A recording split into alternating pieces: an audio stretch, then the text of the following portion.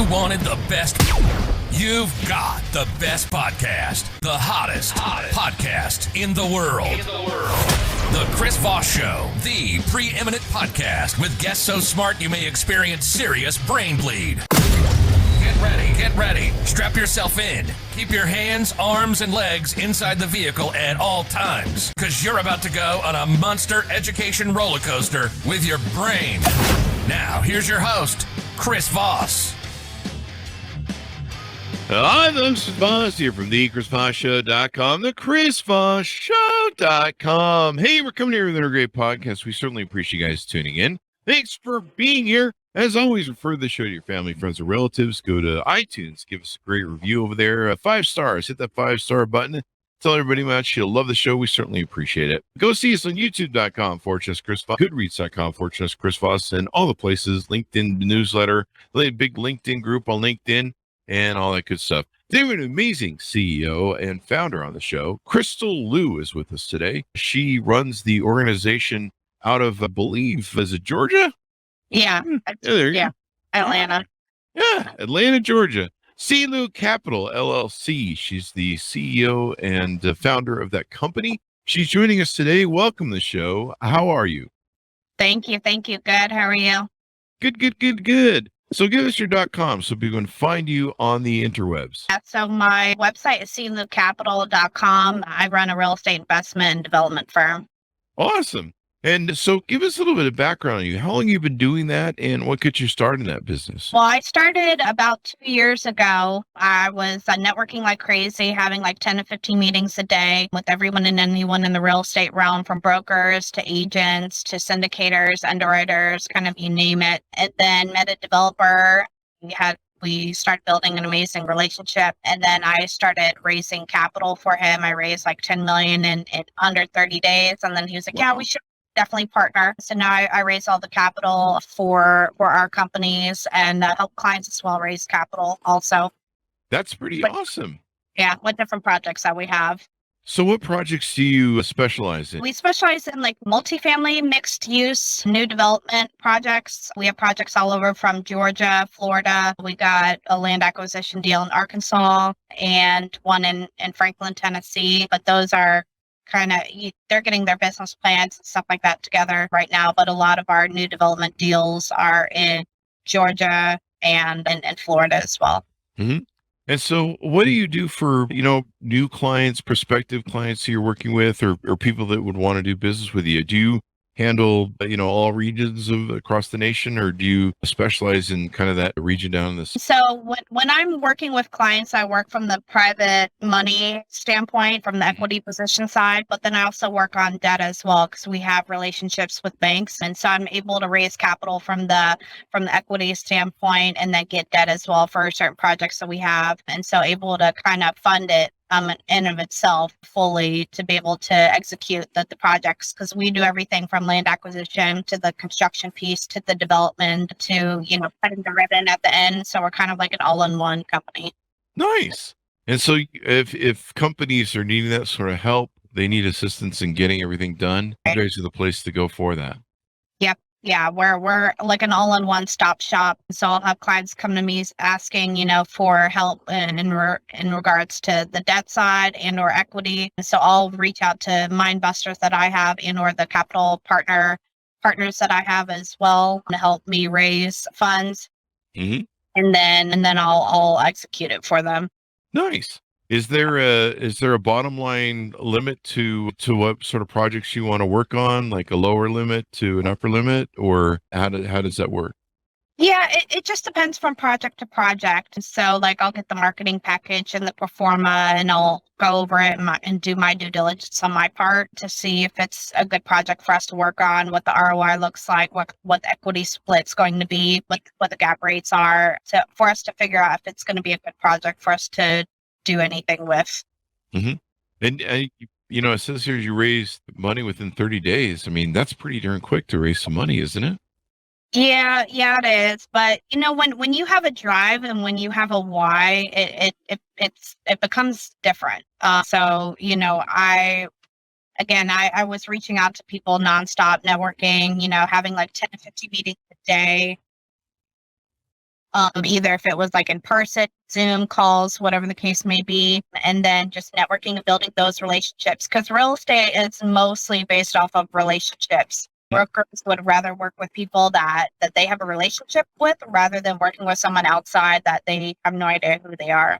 Is there any top limit to what you can raise? No, I mean, I work with a whole bunch of other private money investors as well, because we have to raise like 150 million in a year or so, give or take, from the debt and equity side. It's probably more than that now because we just got a massive project as well. We just walked like 80 acres a couple days ago. So, I'm bringing on more capital partners for different projects just because, I would rather share the wealth and bring other people on board that could do the capital raise from the equity position side, and then also show them the ropes and the construction and the development side as well, because everyone wants to learn and develop their skills. And so with that, that's what we like to do. And especially that's what I like to do. So like if I have a capital partner that wants to, raise with me, I'm like, okay, but are you wanting to learn development?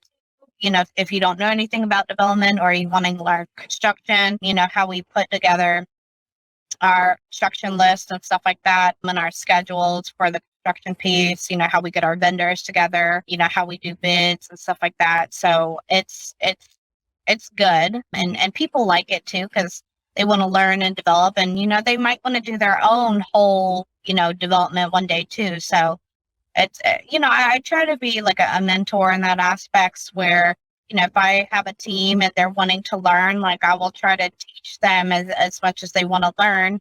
Because, if they want to go off and do it too, then, of course they can, giving them the ability to be able for them to be able to do it. Awesome. And then you're always looking for investors too, I think, aren't you? Right. Yeah. So we're always looking for private money investors that are wanting to invest in our projects, because our ROI, it's different from project to project. So, it can range from like 22.6% to like 2x their money, like within 2 years, or we can cash out refi and, get them their money quicker. There's creative financial ways to, get their money back quicker as well. And then we have, tier 1 banking programs where they can make, 3 to 5% profit each month, their money, and where, it's backed by the banks, by the FDA. And so they're able to pull out their money every single month from those 3 to 5% profits that they make, or they can put it back into their fund, and, they can have it the contract for a year, 2 years, 5 years, 7 years. It just depends on how we structure the contract and how much they're wanting in there to be able to, have their money secure also. That's pretty brilliant. And are you building a team right now? I'm looking across your LinkedIn and seeing some different posts. Yeah. So I'm definitely building my team. I just brought on a couple of private money capital raisers, syndicators, looking for more. So if anybody is out there that is wanting to raise capital and split equity position and stuff like that, definitely let me know. I'm probably going to be hiring on and bringing on more people on my team from an acquisition standpoint, money. And then I'm kind of putting together like a mentorship program to be able to help people like raise capital and how I got started and how I'm doing it as well. That's pretty awesome. So you'll be able to teach people and get them into it. How did you get interested in real estate? What took you down this road? I've always loved real estate, but I didn't know how to get into it.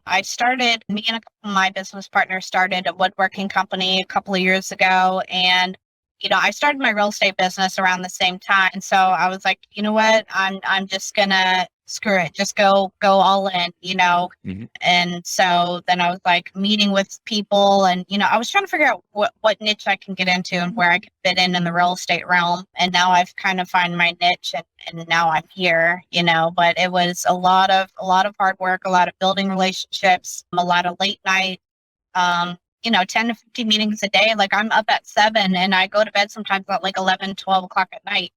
Like it's not like I'm working at 9 and, done by 5. It's different. When you have a why and why you do the things that you do and why you work so hard, it changes your perspective and it makes you work just as hard. Most certainly does. Most Yeah. certainly does. Let's talk a little bit about leadership. Touch on that. How do you find, what are your thoughts on leadership and what leadership is like and when you're leading teams or leading a project? Because I mentioned there's some leading that gets done there. Oh yeah, definitely. With leadership, it's, listening to your team, what are they wanting as well to make sure that they are happy. Because, if your team isn't happy, then in turn they're not gonna, be there for you fully. They're gonna be like, trying to get out. And so I always try to learn and develop my team. I always try to listen to their wants and needs and to, teach them in different capacities that they are wanting.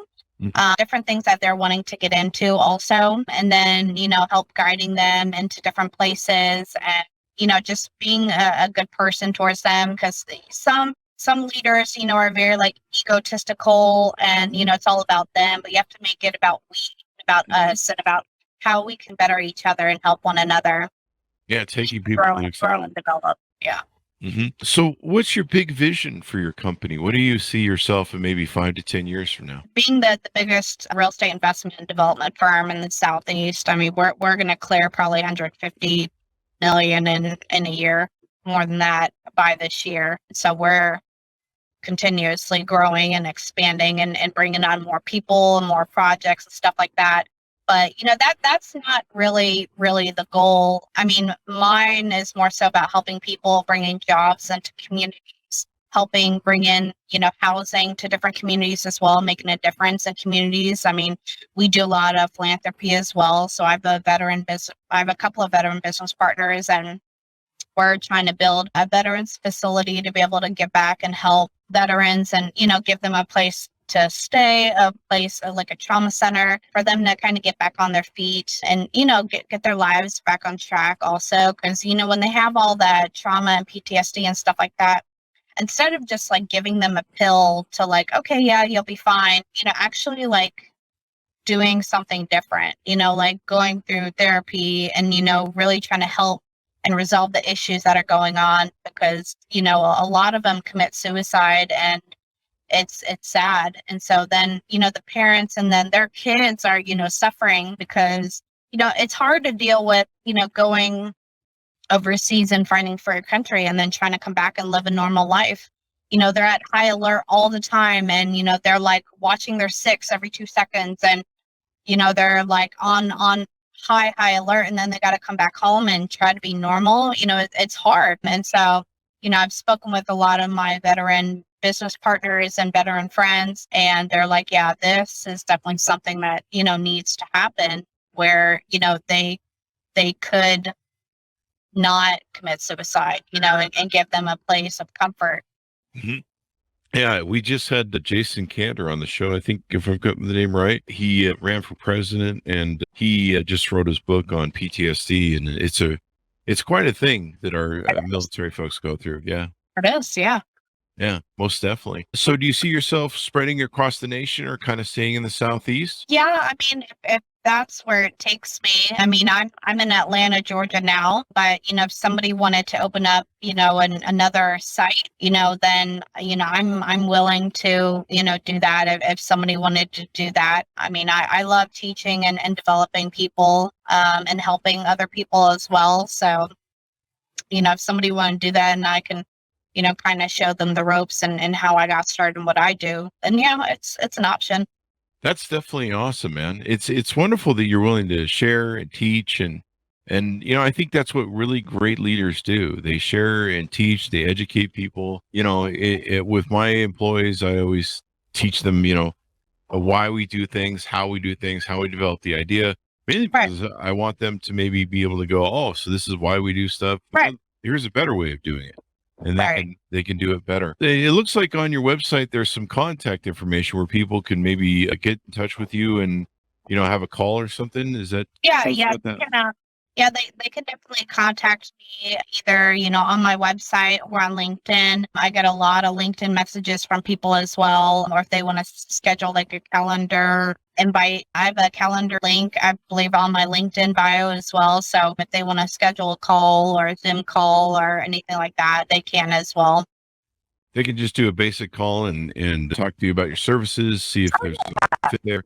and all that sort of good stuff, whether they're Yeah. investor or whether they want to develop and stuff. So I think this is really great. How is the economic areas going on there? I know there's some pressures that are coming from interest rates and stuff like that. How's that affecting commercials? Land is still getting flattened like crazy. I mean, there's like acres of land, I kid you not, being like flattened and developed. Development isn't stopping. It's going, especially if you have, the funding in place and you have a good team, you have a good structure, you know what you're doing, you have the funds in place, you could get it done as well. And if you're strategic about it too, with like thinking like 3 steps ahead, 5 steps ahead of what can occur and or not occur. I mean, that's kind of where I get. So I was like a chief of staff for like 12 years or so, give or take. And so, as a chief of staff, you got to strategically plan like 3 to 5 years for a company, like, okay, what are we going to do? How are you wanting to grow? How fast? How quickly? And then strategically putting in place of how to get it done. And so, I will help clients, as a chief of staff also kind of come on board and help them grow their businesses. So I do that with my company too, so I'm strategic with my business partners to be able to figure out like, okay, what do we need to do and how do we plan and execute to make everything work? That's the real key, is the plan and execute. Because when you're doing projects, especially timeline projects that move out. Right. Yeah. Construction, I mean, you need to have a schedule of, okay, it's going to take me 16 to 18 months to do this development. This is the construction schedule, and this is how it needs to stay. And it can't slip up. Nothing can, interfere if stuff does. So that's why I have relationships with different vendors, construction companies, GCs, different concrete companies, so that if any of them fall through and screw up any of, the projects that we have, I have like 15 other people I can throw in to make sure that nothing gets thrown off track, so that we're keeping on our construction schedule and also our development schedule, so that our investors are getting their money back, before the timeline that we gave them. We tried to, say it would take, 16, 18 months, but it might take 14. It depends on, the development and the construction piece, but we try to get their money back, quicker than normal. Yeah. Sounds like there's a lot of growth that is still going on down there in the South. It is. But I mean, there's risk in everything, right? Sure. There's risk in starting a business. There's risk in driving your car. Every day you get in your car, you can get in a car accident and you can die. But yet, everyone gets in their car every day. Everyone drives every single day. Going to a 9-to-5 job, you can get let go that day, Sure. So there's risk in risk in having a kid, risk in, leaving the house, risk in, walking a shop nowadays, so there's risk in every single thing that you do. But it's the fact is that, are you willing to take that risk? And, are you wanting to grow? Are you wanting to develop? Are you wanting to, take that risk and do, the things that you have always wanted to do? Definitely. It's life is risk. That's why I stay in bed all day. But even then, you could still die in bed, or right, exactly. Yeah, a spider would come and bite you or something. I don't know. So what have we covered about your business and how you guys do it? With the business? Yeah, what have we covered on your business and how you guys? So with the business side, I'll raise the private money from the equity position standpoint, and then also work on the debt side. And then we'll do, the construction and the development. We'll also do the land acquisition. We'll put like a marketing package together, the pro forma to present to investors, to present to them, to, make sure it's a good fit for them. We'll get all the numbers together, the ROI, the gap rates, stuff like that, figure out if it's something that we even want to pull the trigger on also. Mm-hmm. Do people have to have the land already in place, or are they maybe just have a project and they don't know where to put it and they just... Yeah. It could be either or. So it could be like, hey, I found this land. I think this might be a good opportunity. And then we'll kind of do our due diligence. Like, hey, okay, these are the demographics. This is what's happening in the area. This is what's being built over here. I think we could add, mixed use property on this parcel of land. This is what the land acquisition is going to look like. these are the parcels we might need to sell, erosions in the land, there's beaver dams, stuff like that, like going over the due diligence of the land, the area, the property, everything around it, what's coming in the city, what's not, what the pay rates are for in those areas. So we can see like, okay, this is the kind of material we need to put in. Because, if you build something like in the Avalon and the Halcyon here in Alberta, it's different than trying to build it, like somewhere else in a different city. And so being strategic with that as well. Yeah, I imagine. Yeah, environmental conditions are definitely going to change. Probably laws, rules, regulations, right. all those different things. Yep. So helping investors or developers navigate that is really important.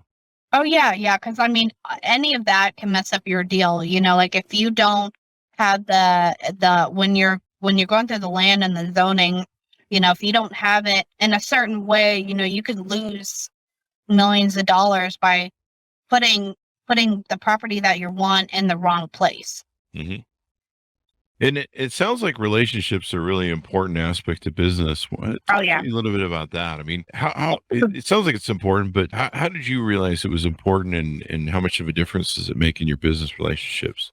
Oh, yeah. Just in business in general, relationships are really important. I've learned that along the way in my career, but definitely in real estate, relationships are key because, again, brokers are wanting to work with people that they have a relationship with rather than people that they don't. Like a developer and or architect and stuff like that, like they wouldn't want to partner with somebody that they have had a relationship before, that they knew that relationship went well, rather than working with somebody brand new. And then investors, are wanting to invest in projects, but, if they don't know you and know how you are, kind of like your personality, are you a good person? Are you going to do right by me?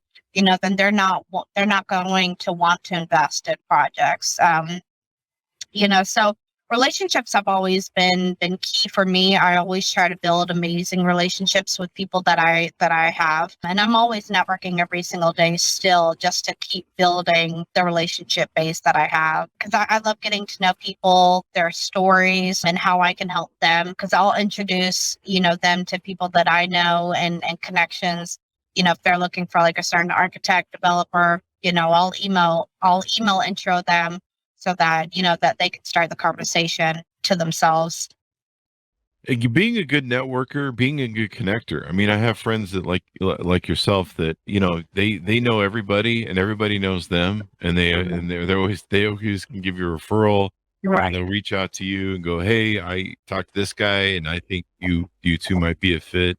Right. That really makes a difference. How did you get good at all of this with setting up relationships? How did you learn to do it? And, how did it come together for you over the years? I kind of learned it on my own. It's like, well, people want to know genuinely who you are. Because, like you could get a couple of drinks in you and you could, become a completely different person. And so, it's like, okay, who are you and how, why'd you change from this person and this person? And, it's like, okay, now do I really trust you? Because now you're acting like a totally different person than what you told me who you are, So it's like, hey, I try to keep it very genuine to people with who I naturally am. And I don't sugarcoat it and I don't change who I am, so that, in any arena that I'm put in, people know that I'm genuinely with the person that I naturally am. And, I love networking and building relationships with people. I keep it about them and, what they're needing as well, not just me, because, you want to make the world go around in a better place and you want other people to trust one another. And so I try to do that as well. Like I try to stand by my word and who I am and what I do. And, and if I'm presenting to like a group of investors, I'm like, hey, these are the numbers. There's what we're looking for with the ROI and stuff like that.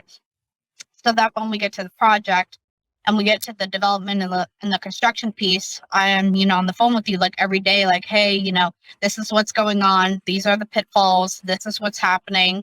This is how we're correcting it. And this is how we're moving forward, rather than, not saying anything, kind of being nonchalant, sending them, like the quarterly views, every quarter, like, hey, this is what's going on in the project. It's like, dude, how come you didn't tell me this like 3 months ago before you sending me, the financials and what's going on? So it's like building trust with people, being my authentic self.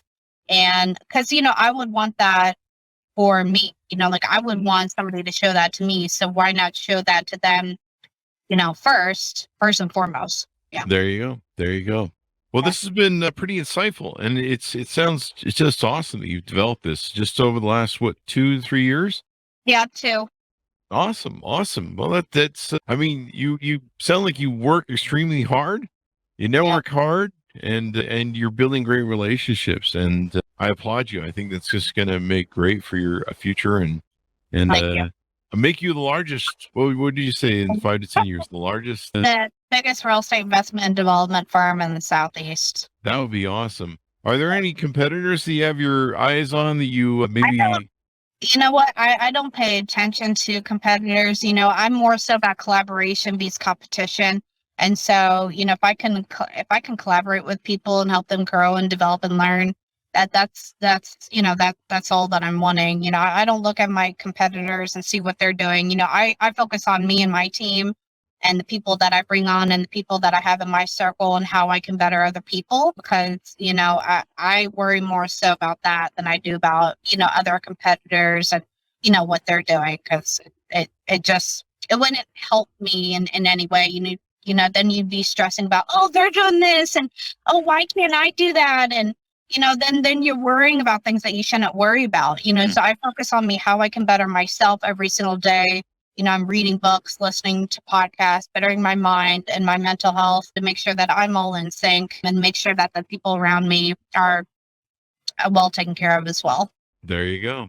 You go. Well, Crystal, it's been wonderful to talk to you. Anything more we need to tease out on your company and you and what you do? I mean, they could check out my website, that's capital.com. And also they could follow me on LinkedIn at CLou, or message me there if people have questions and are concerns and wanting to, schedule a calendaring. I have my calendaring link in my LinkedIn, but anybody can message me there as well to chat.